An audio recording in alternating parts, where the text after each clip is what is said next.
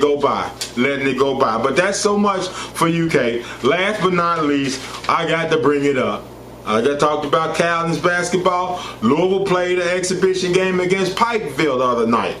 Okay, I understand. Pikeville, it was nice. It was nice because this is where Bullet, Elisha Justice went to, and I thought it was going to be a good touch for him to come back, play their first game, get his Final Four ring, and go out there and play against his old buddies.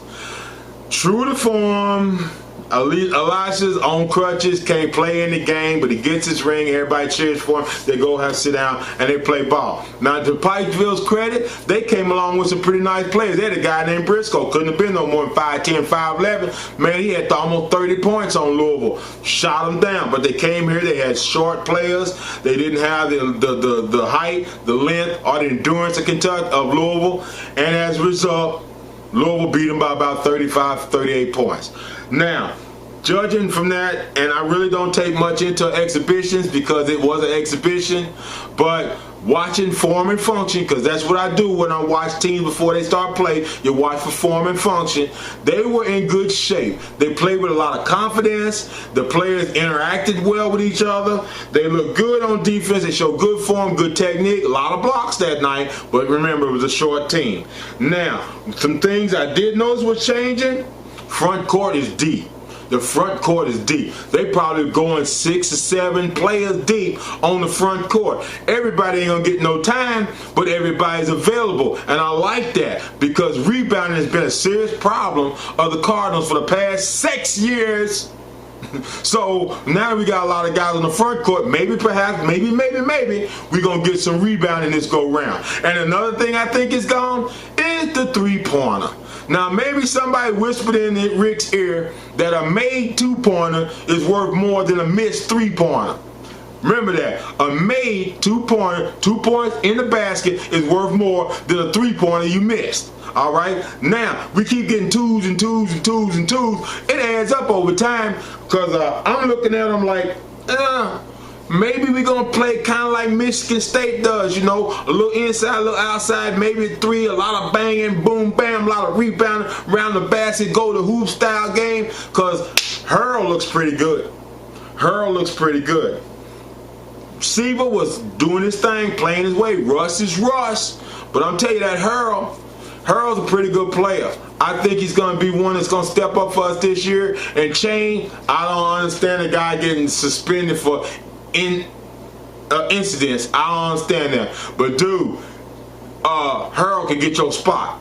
You and Hurl playing together will really make it a banging squad with Dang in the middle, but you guys got to get that together. You better get your thing together, man, because you one up on him. You let the two of them play together, we'll roast dogs. We'll roast them, but you got to get your head together, man. You know, Hancock, everybody would tell me Luke Hancock is the thing, man. He's the thing. I looked at Hancock, and Hancock made me think of myself.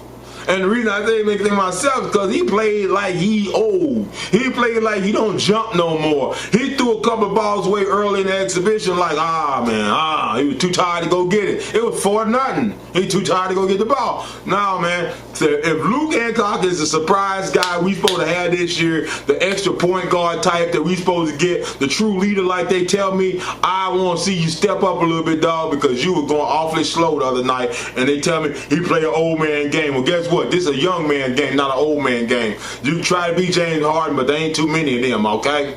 I'm just saying that. A little bright spot, Phil Bond's son got in the game the other night. I was happy to see that because that's tradition, man. I'm glad. I didn't think Rick had it in him, but he put the guy on the team. Philip Bond, 70s player.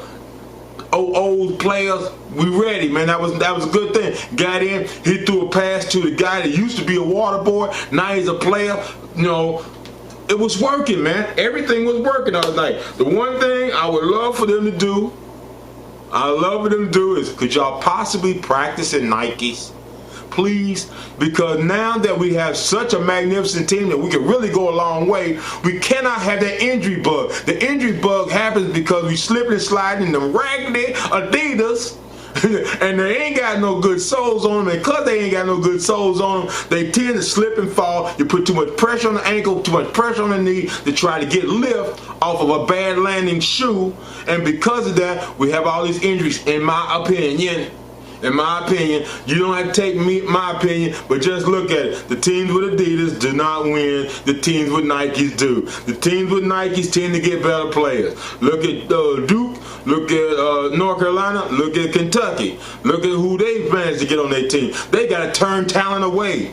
They got to turn talent away. But that's all right, because we are rolling this year. It's going to be fun. I know it's my 2 cents, but this has been about a quarter tonight. All right? So I'm waiting for feedback. Write me. Tony's mailbox, YOMAN3759AOL.com. I'll wait your answers.